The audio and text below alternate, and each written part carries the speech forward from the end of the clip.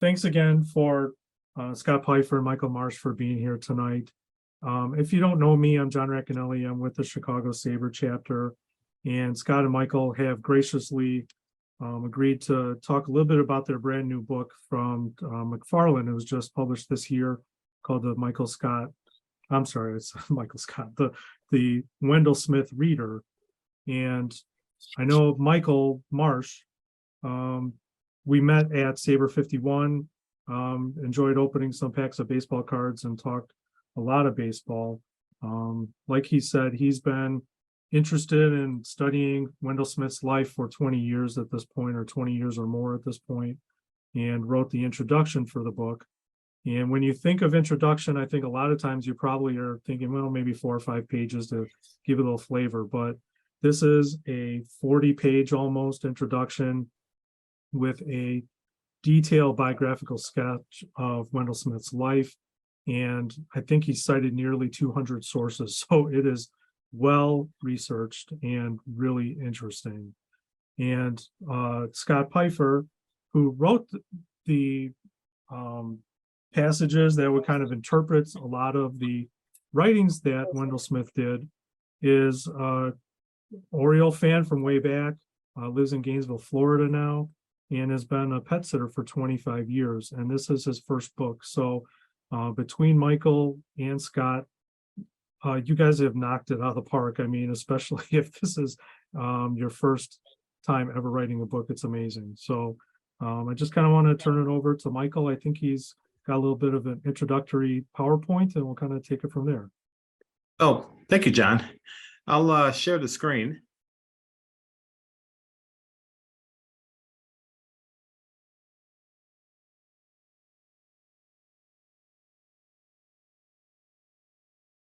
Okay, can everyone see the first slide? It's the cover of the book. Yeah, it looks good. Great, thank you.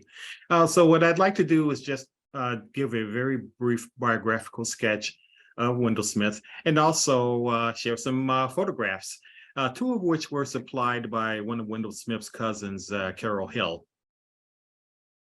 Okay, this is the cover. Okay, Wendell Smith was born in Detroit in 1914, and he died in Chicago in 1972.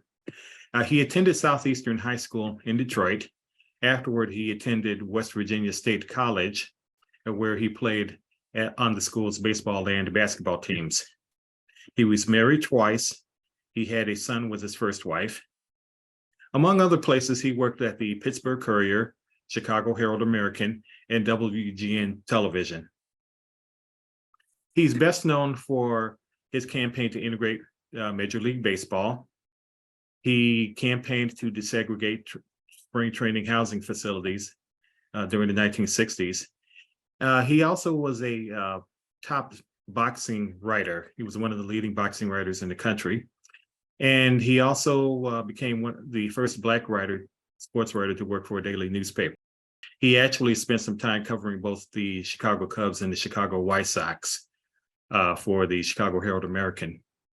He became the first Black to provide radio commentary for a championship boxing match. Wendell Smith, like I said, he died in 1972, and he received many posthumous honors, one of which was the J.G. Taylor Spink Award, and those awardees are displayed in the National Baseball Hall of Fame. This is a picture of Wendell Smith's parents.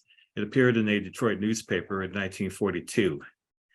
At the left, you see his mother, Lena Gertrude Smith, better known as Aunt Gert to her relatives. And the handsome gentleman at the right is Wendell Smith's father, John Henry Smith. This picture was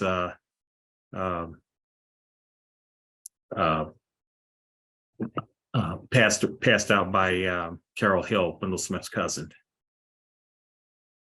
This is another picture that was that Carol Hill possesses.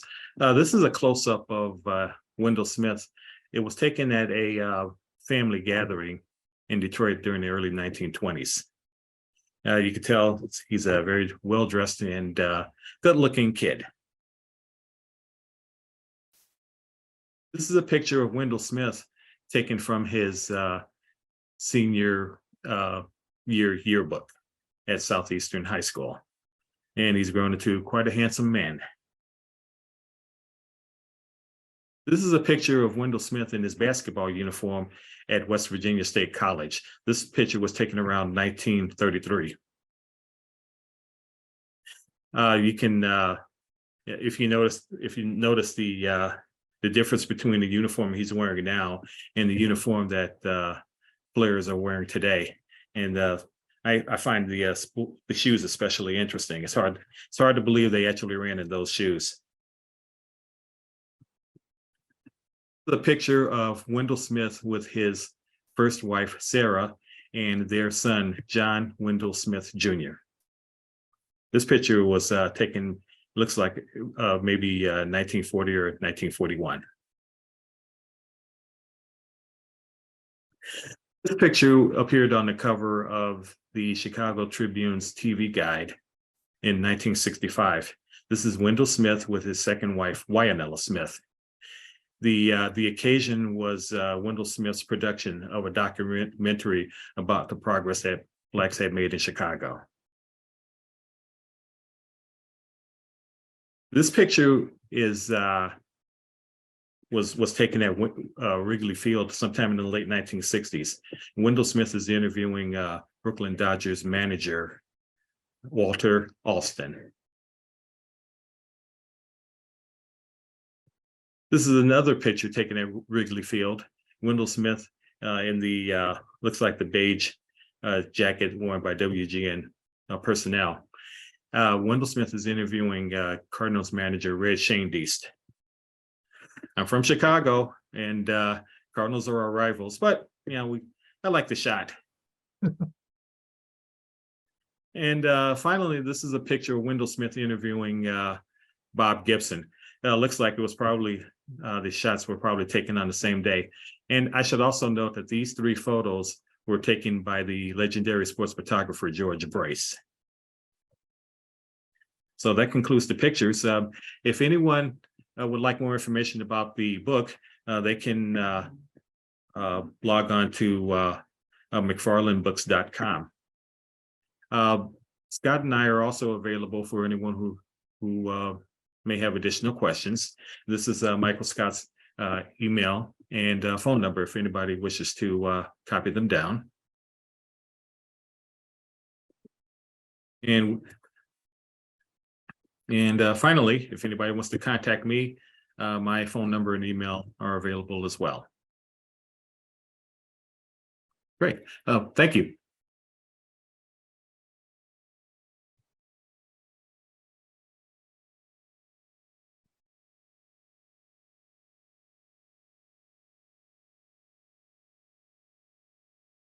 Okay, so Scott, were you going to then talk about kind of an explanation of the book and your motivation for producing it? Yeah. The originally I wanted to do a biography, and I found out pretty quickly I wasn't going to be able to do that. And I had been reading a lot of Wendell's columns from the Pittsburgh Courier and started thinking, you know, there might be something here. And we also, Michael and I both, though, have gratitude to Ron Rappaport, who's a sports writer that a lot of people from Chicago know, and did a book not too long ago on Ernie Banks. And Ron said to me, he had a professor in journalism who said, if you can't write the book you want to write the book you can write.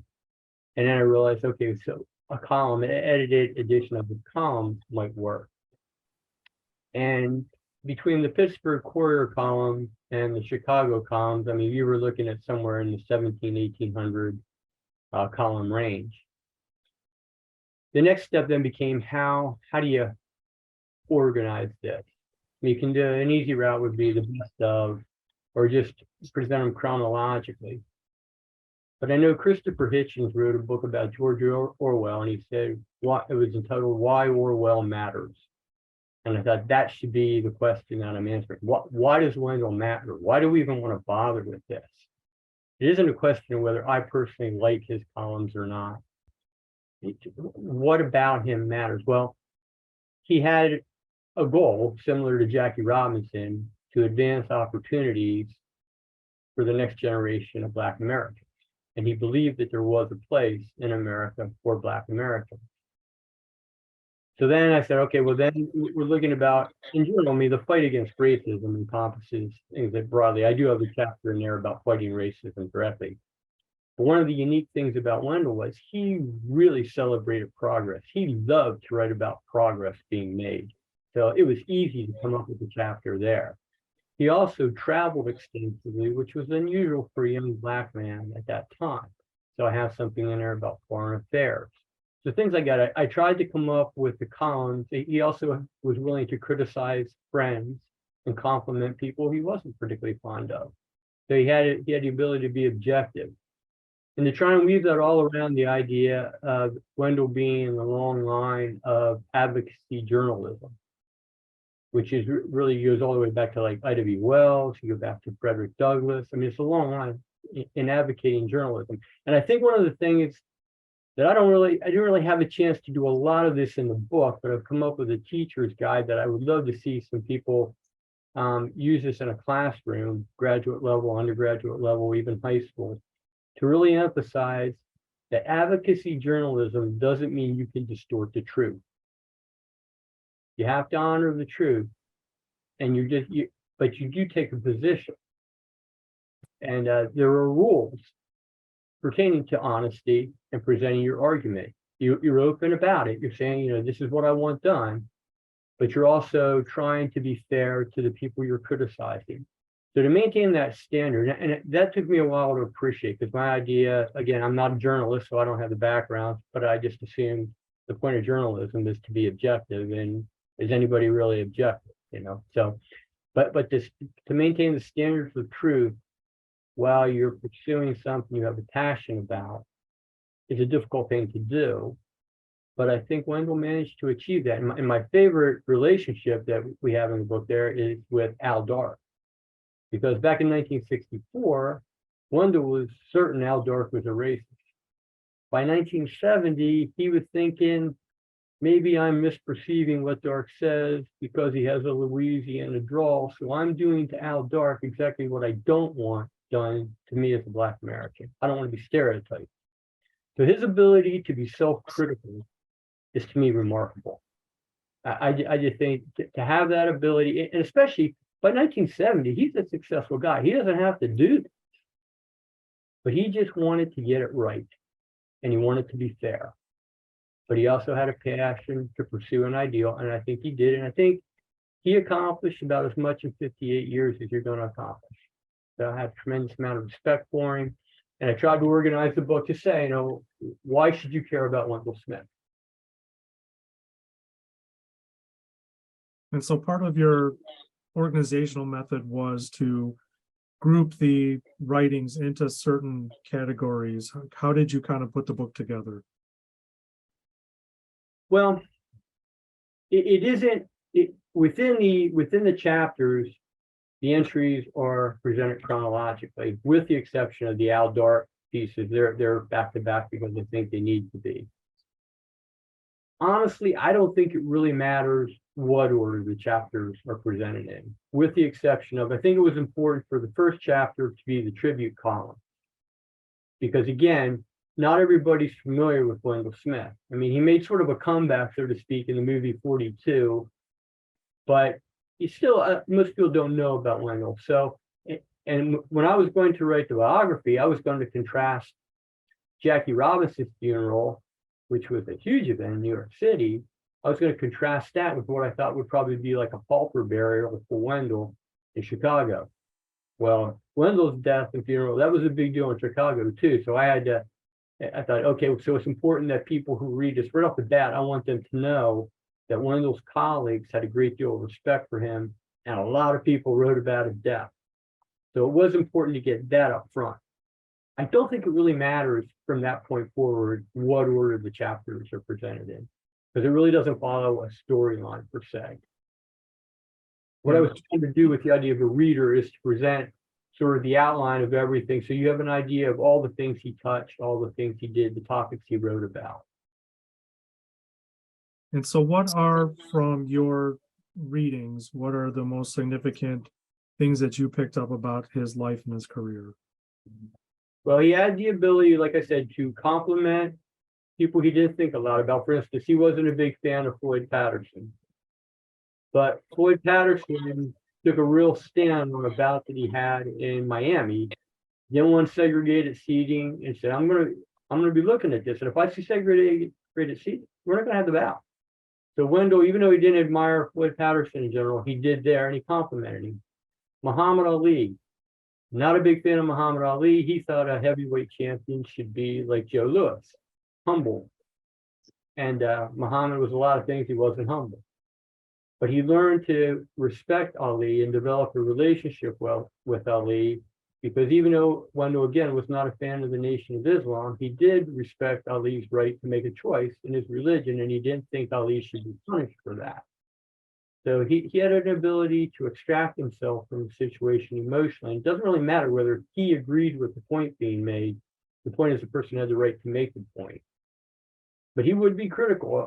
I think in terms of the column he wrote when he was trying to integrate spring training, Wendell wasn't a guy who tried to get out front. He didn't want to be the story. He wanted to report on the story. He just wanted some of the stars of baseball, black stars of baseball in the early 1960s, to get out there and say, we're not going to go to spring training if it's going to be segregated.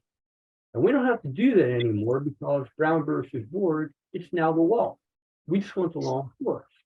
He couldn't get anybody to get out in front of that. And he finally came right out and said, we got a bunch of Uncle Toms and fat cats. And it was very clear he was talking about Ernie Banks and Willie Mays and Hank Aaron. He didn't name them, but we all knew who he was talking about. And Wendell did not throw those terms around lightly. He was really angry. And the argument they said was, look, it's only for 6 weeks. I mean, then we're out of there, you know. And he said, you're out of there in 6 weeks. There's a bunch of people left behind who have to endure this every day of every year. And you owe them something. So things like that is what, to me, really had it come out. You know, he would confront people he really liked. And he would call them out. And he also, like I said, his ability to change his opinion publicly about Al Dark, or at least to question it, showed to me that getting the story right was the most important thing to him. And what happens after that, including taking himself to task. Yeah, and so in terms of his ability to help foster integration, both in baseball and the spring training accommodations and so forth, he was kind of ahead of the game, wasn't he? In the late 30s, he was even interviewing players in the major leagues to see what their thoughts are on, you know, integration and so forth, right? That's a really good point. And it's also, I think that would be an important point for journalism students to realize. Wendell was told by team owners in the commissioner's office that they didn't have any problems with integrating baseball. The problem was that a lot of the players, most of the players come from the South, and the players and managers don't like it. They won't do it. So rather than just report what people told him somebody else said, Wendell had the advantage of being in a National League city. So as the different teams from the National League came by, there were only 8 teams in total back then, but he interviewed each of those 7 visiting teams, and he also interviewed members of the Pirates. And what he found was 75% of the players said, we're fine with it. He also went and checked the birth records on things. There was only one team in the National League that had as much as 50% of its players from the South, and that was St. Louis, and that was just 50%. Actually, the majority of players from the other 7 teams were not from the South. So he checked the facts. Whenever possible, go to the source. Don't rely on what somebody said somebody else said. Interview them. But it took a lot of guts for a guy in 1939. He's only a couple years out of school. There's this black kid, basically, going up to these white superstars of baseball who may or may not know who he is and saying, hey, can I talk to you? That took a lot of guts. And so I'm glad you brought that out, because he was a good journalist. Go get the story, go get the facts, don't rely on what everybody tells you. And did he have similar conversations with players? I mean, he covered the Negro League baseball on a daily basis too, or weekly basis, depending where he was in the paper cycle. But was he talking to those players too to see what they were thinking about it? The black players about integration, you mean? Right. He was, I don't know that I can say extensively. I know like Satchel Paige thought it's not gonna happen. That was one guy who didn't think it was gonna happen. And I don't think there was really any organized movement on the part of the black players to try and be proactive to be accepted in Major League Baseball. They just sort of did what they did. One of the things that was, I think, important as an event was the East-West Classic, so the equivalent of the All-Star Game for black players, because that was a really cool event held in Chicago at Comiskey Park, and people would be coming from all over. It was almost like an annual Woodstock. Sam Lacey, I know, talked about timing his vacation for like the week leading up to it just to see the people coming in. It was so cool. And again, a stereotype is black people can't congregate, they'll get out of hand, they'll tear the place up. Well, there was a situation where most of those fans were black, 50,000 came, orderly, fantastic event. Of all the events that I haven't been able to see, I think the one I would love to see would have been one of those East-West All-Star games pre-integration of baseball. I would love to see something. If you're a baseball geek, you want to see that. You didn't see Oscar Charleston, man. I mean, that hurts.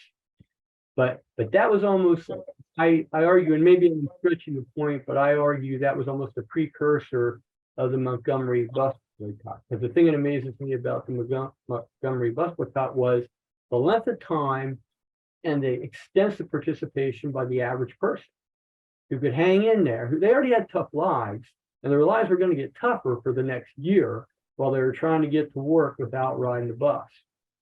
So the same thing there. The East-West Classic wasn't just the great players playing, but it was a national event for Black America to unite, to come to Chicago if they could and see these guys play. It was an organizational accomplishment.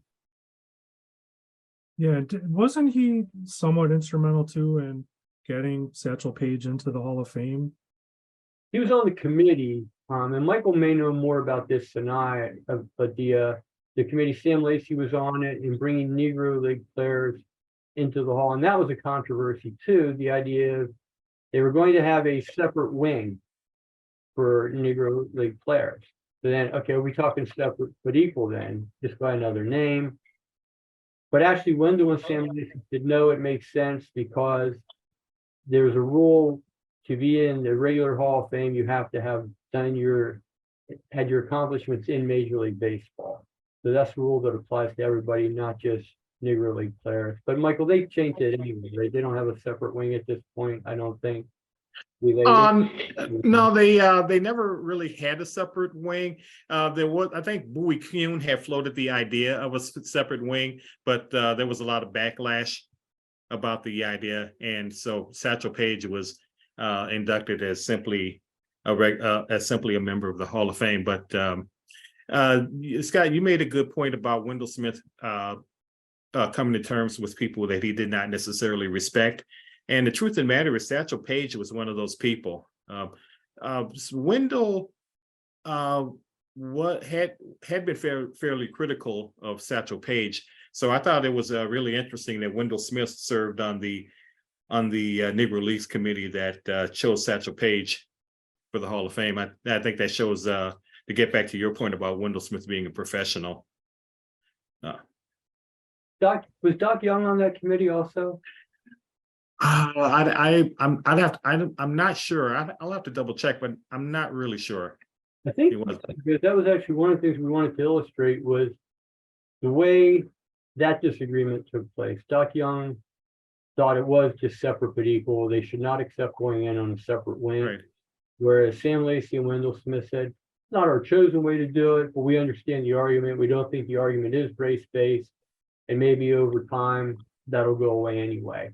But the way those two opposing parties argued that, they didn't misrepresent each other's views. They were respectful of each other's views. It was an honest disagreement. And there again, in our culture today, we're having some trouble disagreeing civilly. So there's a good example, guys. very accomplished writers disagreeing civilly. And we need to do that. And there again, this is why we like to see that in the classroom. Say, this is how it's done, guys. It's okay to disagree. But don't misrepresent, don't misrepresent each other's arguments. Be fair, be honest. Go ahead and be aggressive, making your arguments. That's fine. But don't distort. Yeah, and then how about you, Michael? What was your initial interest in Wendell Smith, or how did you get so involved in studying and researching Wendell Smith and his writings? I want to make a long story very straight to the point. I was working at the Sun-Times back in the late 1990s in the sports department, and a coworker challenged me. And he said, name great black pitchers. And being the cocky fool that I was at the time, I snapped off, sure, Billy Williams and Bob Gibson, no problem. And my coworker said, what about Satchel Paige and Bullet Joe Rogan? And I was thinking, oh, yikes. One of my weaknesses as a human being is that I hate somebody thinking I don't know information. So maybe a day or two later, I ran to the bookstore and bought Robert Peterson's Only the Ball Was White. And I bought the book and reacquainted myself with a lot of the Negro League stars.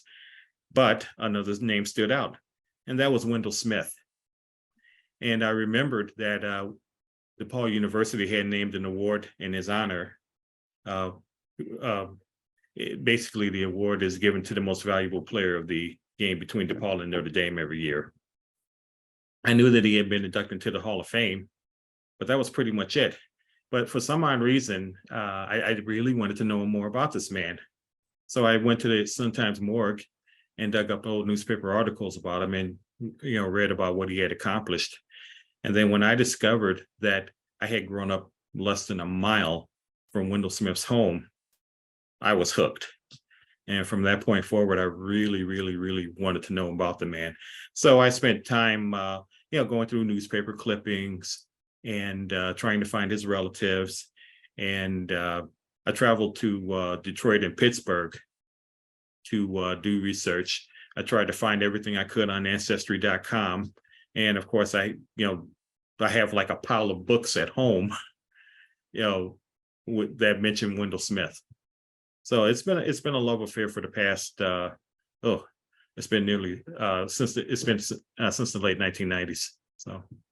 And so when you started, this was pre-newspapers.com. You're actually looking through stacks of periodicals, microfilm, microfiche, that kind of research.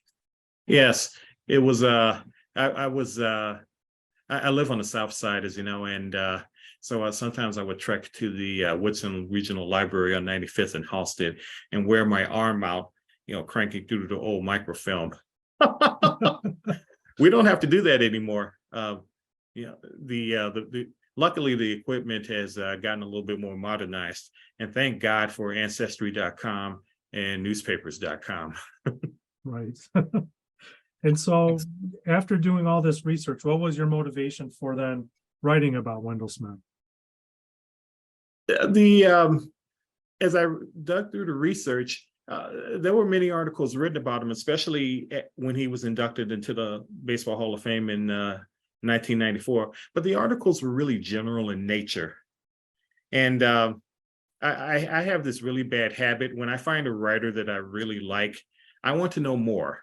I want to know what made that writer tick. I want to know all of their influence, yada, yada, yada. So that's why I really started digging deeper into Wendell Smith to find out his life story. And it is an interesting one. Yeah, and part of that too is, wasn't he such a good baseball player? He was being scouted, and there was it maybe the Tigers maybe came to see him? Actually, I wish the Tigers had scouted him. The basic story that we all know is that Wendell Smith won an American Legion championship game. After the game, the Detroit scout told Wendell Smith that he could not sign him because he was black. Instead, the scout signed the losing pitcher, and the scout also signed Wendell Smith's friend, a neighbor named Michael Tresh. and Tresh played in the major leagues for 12 years, and he spent some time with the Chicago White Sox. And that incident was one of the strong factors behind Wendell Smith's advocacy for Black athletes. So in terms of the construction of the book, you wrote the introduction. You know, like we said at the outset, it's a pretty thorough, almost 40-page introduction. What are some of the things about Wendell's life that maybe surprised you or you found most interesting as you were doing your research? I like the fact I was really impressed by the fact that he was a pioneer.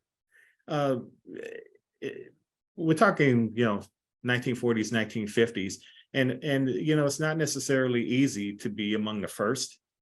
And Wendell Smith was, and I just found that really impressive. For him to go from a Black newspaper like the Pittsburgh Courier to becoming pretty much a star at the Chicago Herald American, and he's the only Black there. It's actually very impressive. One of the things that also amazed me was his elements of his background. He grew up in a predominantly white neighborhood in Detroit, and apparently his neighbors really loved the family. But I think that I kind of suspect that his upbringing in that environment gave him a certain comfort level when dealing with white Americans.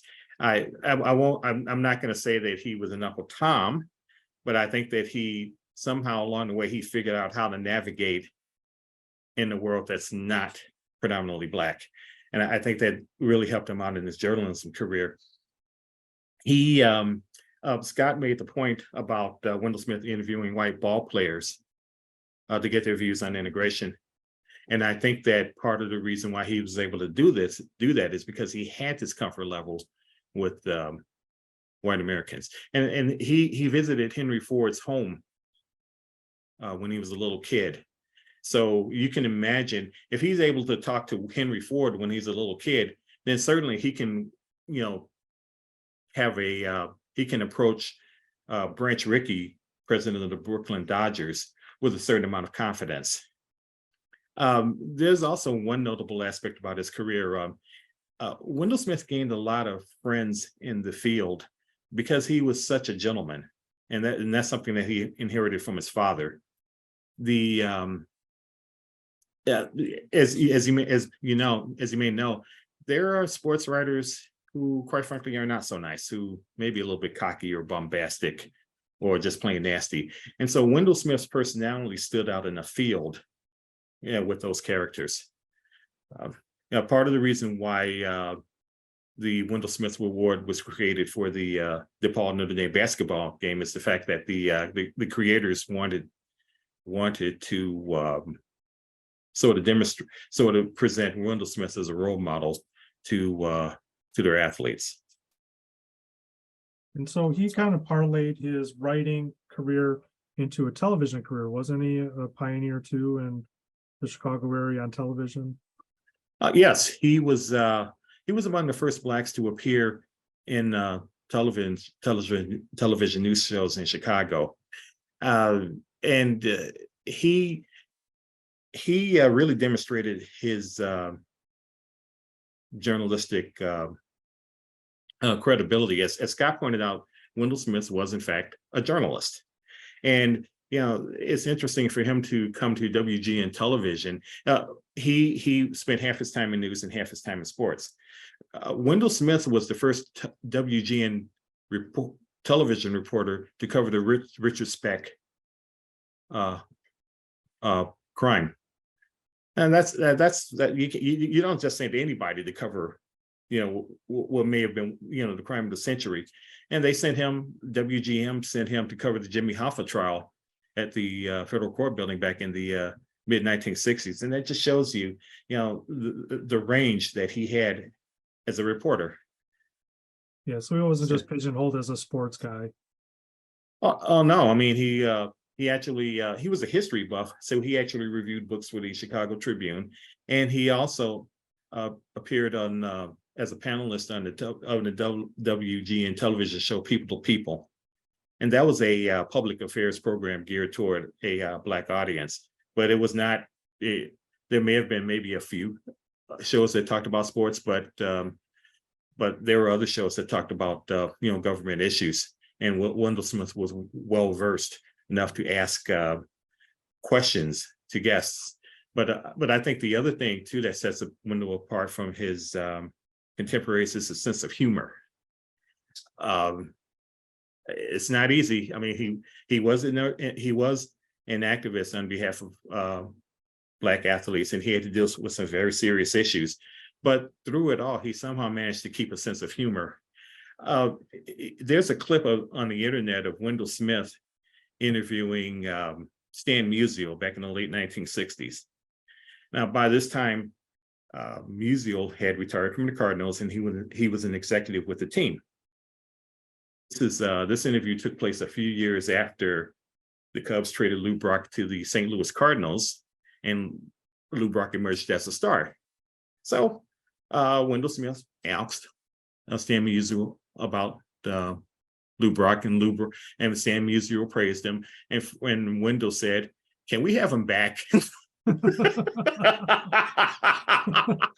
So Stan Musial was polite enough to graciously decline.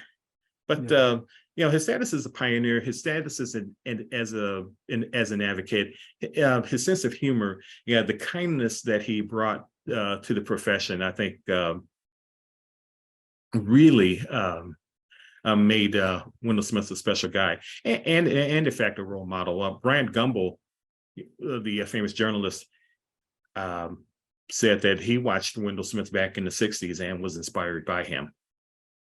Yeah, so kind of back to you, Scott, in terms of reading all of the articles that you did, what do you kind of feel are the key articles that you came across, or the ones that you found to be most profound or touching or important? Well, the Al Dark articles were my favorite, but I think maybe the best, if you're just talking about pure writing, I think maybe the piece he did after John F. Kennedy was assassinated. It just came through. Wendell was crushed. He was just genuinely sad. But he also interwove the story of JFK with Ernie Davis, the Heisman Trophy winner from Syracuse, who died from leukemia before he ever got to play in the NFL. And he said, these are two young men with so much promise, both died before their time. And he told the story that when Ernie Davis won the Heisman, and he was in New York City, and JFK was there as well, happened to be there coincidentally, not at the Heisman presentation. But JFK, being a fan, wanted to meet Ernie Davis. And they thought they were going to pull it off, and then it didn't, and then they thought they were going to do it again. And finally, at the end of the day, Ernie Davis got to spend about a minute with JFK. And that just meant the world to Ernie Davis. And Wendell just thought, here's this wonderful, warm story of the first Black Heisman winner meeting a young president with so much promise, and they are both gone. And this is just sad. And I really don't have anything else to say about it. And I thought that was just generally to express the feeling. And that was just a really good piece of writing, because part of good writing is don't overdo it. Some situations, the drama's there, just tell the story, and that's what he did. But then the next week, he absolutely ripped the administrators at Black college football universities because they played the games that Sunday. They didn't cancel their games. So he went, you saw both extremes, man. You saw the very human side of a guy who was just crushed and could tell a touching story, and he no sooner finished that, and he goes, and then these idiots went out and did that. So you can see both sides of it. So I like that contrast there. I also like the piece that he did with Jim Brown. Jim Brown made the statement in an interview that something like 95% of Black Americans feel the way the Nation of Islam and the Black Panther Party feel towards white people. And Wendell said, Jim Brown's a great running back, but he'd make a lousy account. that makes as much sense as saying 95% of white America supports what the Klan says. And he said, why when athletes make such idiotic statements do we give them so much time on it? You know, Jimmy Brown's an intelligent man. He says a lot of intelligent things in this article. Talk about that. Don't harp on the one stupid thing he says. Just let it go. You know, he could be so direct in making his points. And Wendell wasn't trying to enhance his brand. You know, there's actually, in a way, I kind of feel what I've enjoyed working with Michael is that he shares one, I think, crucial attribute with Wendell, and that is Michael's kind of the guy, the teammate you have in sports who doesn't care about his statistics, he just wants to win. He doesn't care if he gets credit. He just wants to make the book better. And Wendell didn't care if he got a Pulitzer Prize for his articles on spring training, even though he probably deserved it. He didn't get it. He didn't really care. He just wanted spring training integrated. He got it, and that was good enough. And how about you, Michael? Is there a specific article or anything that Wendell wrote that you kind of found to be the most heartfelt or touching or profound? Scott did a great job of selecting the articles. I have to say I really liked the articles as well as the thematic structure. There were two articles in particular that stood out, and just to piggyback on Scott's point about Wendell Smith being a journalist, he wrote a very empathetic column about Muhammad Ali after Joe Frazier beat them in their first fight in 1971. Wendell Smith was in the Muhammad Ali's locker room after the fight, and basically he's just laying down. I mean, Joe Frazier really battered him, and the description of Muhammad Ali's mother, agonizing over her son who just got the crap beat out of him was just remarkable. The writing is really a textbook example of how to report on the loser's locker room. And given the fact that Wendell Smith had previously criticized Muhammad Ali, it just shows you how professional he could be in that situation. The column was a very impressive bit of writing.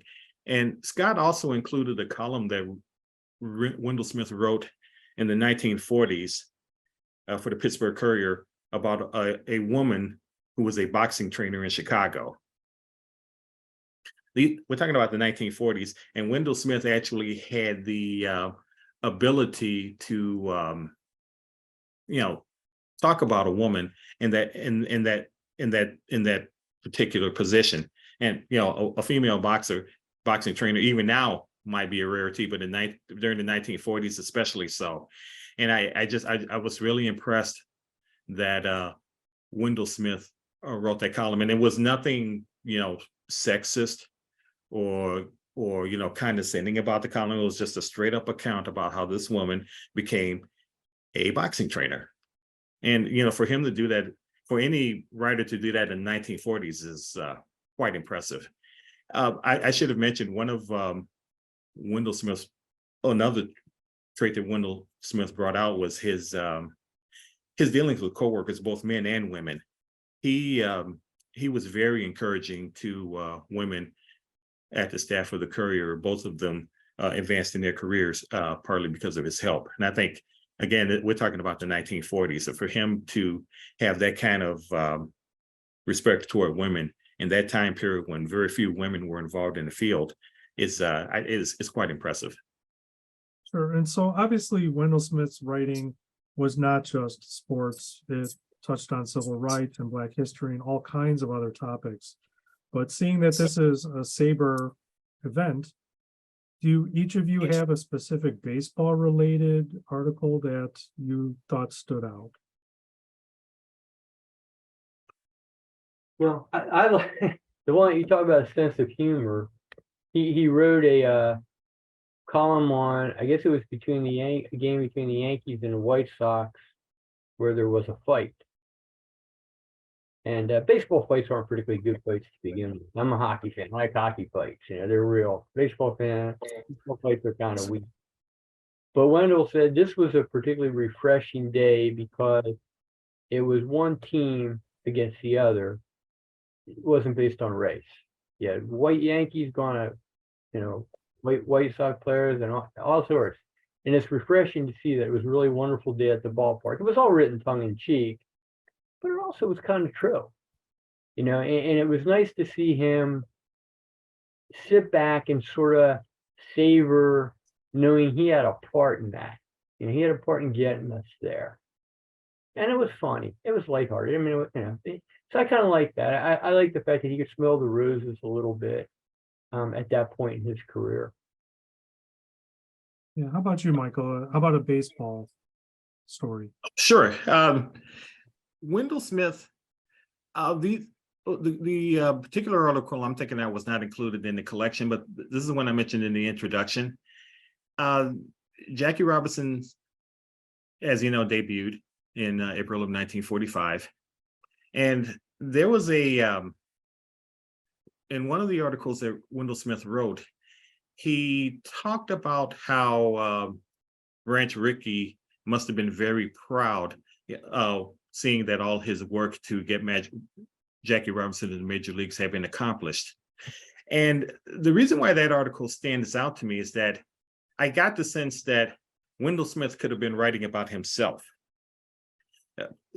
Wendell Smith, in his coverage of Jackie Robinson's debut, never mentioned his role in recommending Robinson to Rickey. He didn't mention traveling with Robinson in 1946 and 1947. But the fact that Wendell Smith was able to somehow write the story of Jackie Robinson's debut for the Pittsburgh Courier and just sort of mention how someone else would have been proud to see their work accomplished, I think was pretty impressive. Yeah, well, I appreciate it. We're almost at an hour at this point, guys. I don't know if there was anything else you kind of wanted to say to cap things off, but I really have appreciated this. Is awesome. The book is fantastic. If anybody here hasn't already ordered it and started diving into it, you really need to. It's amazing. But do you guys have anything else you kind of want to say before we open it up to questions? I'm good with one question. Sure, I'm good with questions. Okay, if anybody has questions, just unmute and fire away. It's like Peter. Yeah. Mancuso. I have a question that I want to try to clarify. I think it was early in the 1940s, maybe just before the war or just after the war started, that the three African-American players had a kind of a mock tryout with the Red Sox in Boston. And did Wendell Smith arrange for that? Or was he on hand for that? Oh, I can answer that question. Basically, the tryout took place in April of 1945. One of the council members in Boston wanted to put pressure on the Red Sox and the Boston Braves to integrate their teams. And it was partly political because he represented this particular council member represented a predominantly Black district. So anyway, Wendell Smith read about the situation and contacted the councilman, and they decided to work together in order to arrange the tryouts. Basically, the councilman had threatened the teams with banning Sunday games. I think it. Because Boston being a heavily religious town at the time.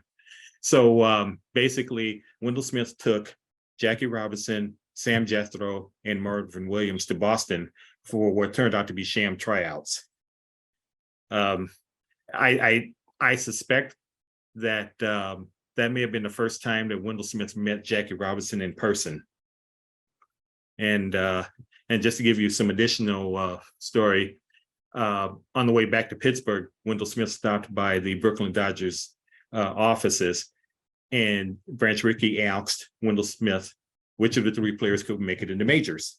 and Wendell Smith picked Jackie Robinson.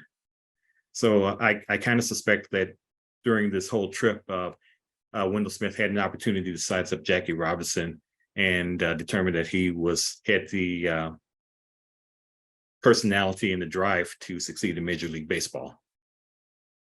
Thank you very much. Sure. All right, it looks like Francis Kinlaw has his hand raised. Go ahead. Yes, thank you. I heard you mention, of course, at the outset that Wendell Smith had the ability, as in the cases of Al Dart and Floyd Patterson and others, to reconsider some of his opinions. But did he ever express regret in print for an earlier stance that he had taken?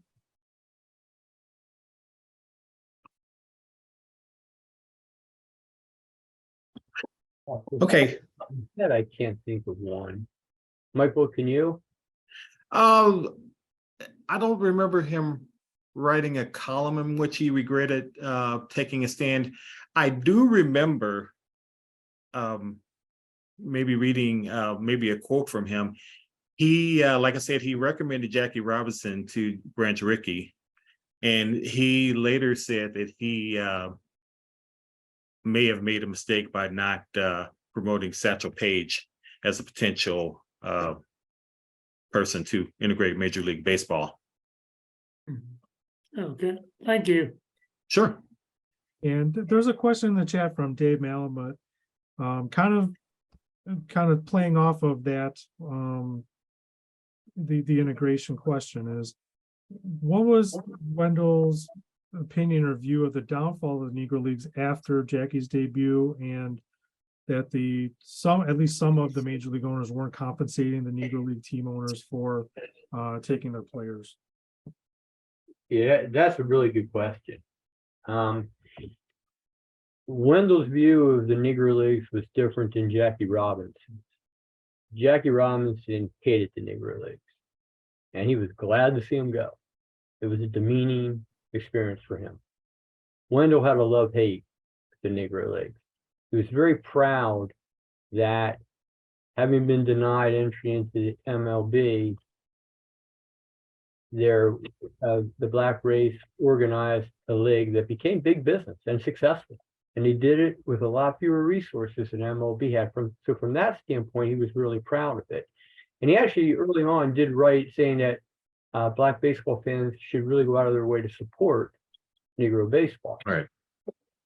But over and over, as he got more into it, he was telling Black owners, you guys don't have contracts.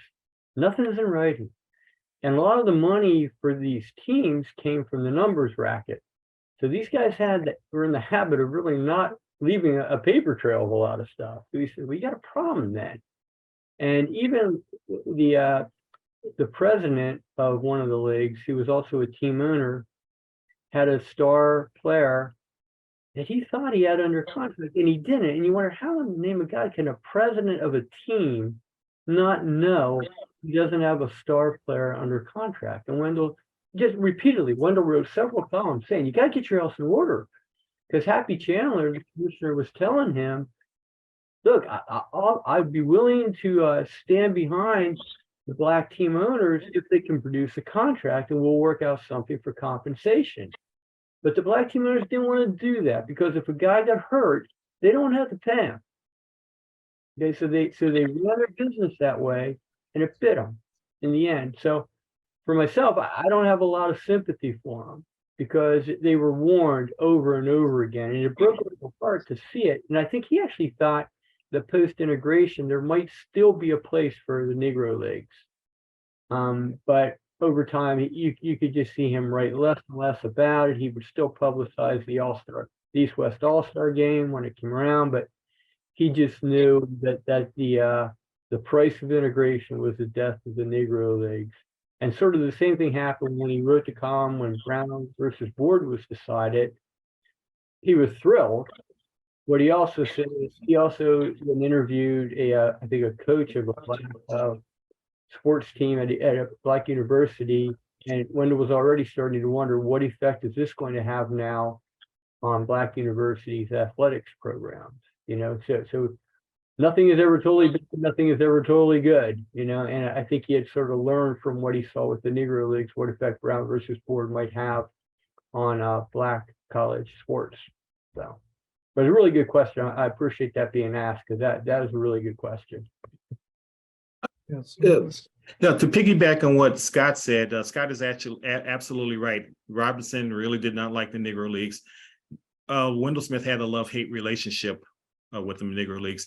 One of the points to remember is that Wendell Smith saw Negro League baseball in his hometown. He actually saw Turkey Stearns and the Detroit Stars play on the east side of Detroit. So he definitely admired and respected the Negro Leagues. I think one of the issues that he had was he felt that at times maybe the Negro Leagues weren't run as well as they could have been, especially in the area of contracts. That became a big issue when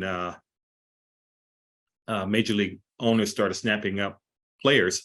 But Wendell pointed out that, these guys didn't have contracts. And as always, he would, side on the, he would side with the athletes rather than the owners of Negro League Baseball. If they have a chance to advance themselves, then so be it. And I'll also point out too that Wendell Smith did work behind the scenes privately to try to help the Negro Leagues. I mean, he actually wrote to Branch Rickey suggesting that the Dodgers take on a Negro League team as an affiliate. And he did write columns after integration, encouraging Black fans to support Negro League Baseball. At the end of the day, clearly the biggest story for African Americans was Black's entry to Major League Baseball. So there was not much Wendell Smith tried, but there really wasn't much he could do to save the Negro Leagues. He tried, but couldn't do it. Yeah, so there was a question in the chat by Mary Luthner. Michael, I think you answered it in the chat, but I'm not sure if everybody has seen it. First, she starts off with a compliment that this has all been very interesting, but there was some criticism that Wendell Smith had a Satchel Paige at some point. What was the root of that? Yeah, history has been very kind to Satchel Paige because, we all remember his seemingly happy-go-lucky nature. But there was another side to Satchel Paige that people don't often remember. There were times when he could be a little, his lifestyle was maybe not the best. He had a habit of sometimes jumping contracts. Sometimes his behavior maybe not so nice. Wendell Smith was not afraid to call him out. And, on one particular occasion, there was this big buildup for, this Black baseball game, and Satchel Paige is being billed as the guy who's going to show up and pitch. After all, he is a drawing card. People want to pay to see him pitch. Paige sat out the game. Wendell Smith called him out. Now, there were times when Wendell Smith did praise Satchel Paige, but I think his criticism of Paige is as an example of Wendell Smith being an equal opportunity critic. I mean, he was not afraid to criticize anybody regardless of race. He was certainly not what you might call a demagogue. I mean, he called it both ways.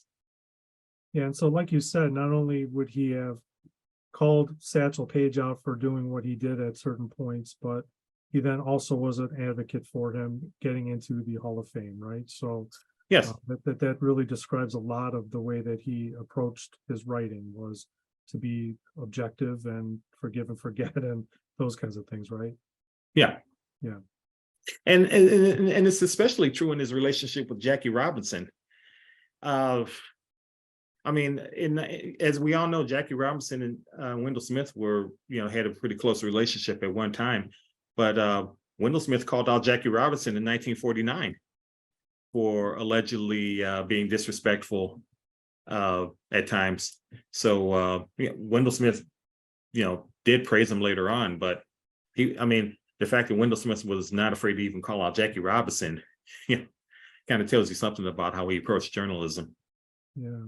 Looks like Jennifer Huarte in the chat has a question that you had mentioned, I think, Scott, the coverage that Wendell Smith had given JFK's assassination. Did he have a similar kind of coverage for when Martin Luther King was assassinated? Was this something he covered on WGN TV? I can't comment on the radio and TV stuff. Michael may know something about that. I only know the writing. That was a period of time in his 35-year career. There was very little time that he wasn't writing a column either for the Courier or the Chicago Sun-Times. But that 1968 was a year that he wasn't. So I did not find anything in writing on MLK's assassination. I also didn't find anything in writing in October of '68 on the 2/5 protests with John Carlos and Tommy Smith at the Mexico City Olympics. Doesn't mean it doesn't exist, just means I didn't find it. But I assume since he was doing radio and or TV at that time, he probably did mention it. I don't know, Michael, if you found anything on that or not. I wish, as you said, that 1968, he really didn't have a column at that time. It was just it's like that 1 year that he didn't have a column at all. It's hard to find archives of WGN television shows, so I can't really I can't say that whether or not he covered it. I sort of assume he did, given that he was living on the South Side and was a well-known reporter in the Black community. So I assume he probably did, but I just couldn't find any evidence. But Scott, you found a clipping about Wendell Smith narrating a little show about Martin Luther King Jr. Jr.'s life. It was a record. It was a record. It's almost like the things that I know back when I was in elementary school. You'd show a film, and then there'd be a narration and a beep, which told the teacher to advance the film strip. It was one of those things. Wendell narrated that, and I was fortunate enough to actually obtain a copy of it. Oh, wow. Excellent. I didn't know that. So I got to hear Wendell's voice, and then I hate to say this, but one of our dogs ate the record, so I don't have it anymore. Oh. But I did get to listen to it. I know it existed, but I only got to listen to it once. Wow, guys, thank you so much for doing this. Unless there's any other questions, just wanted to thank you for spending the time with us tonight talking about the book.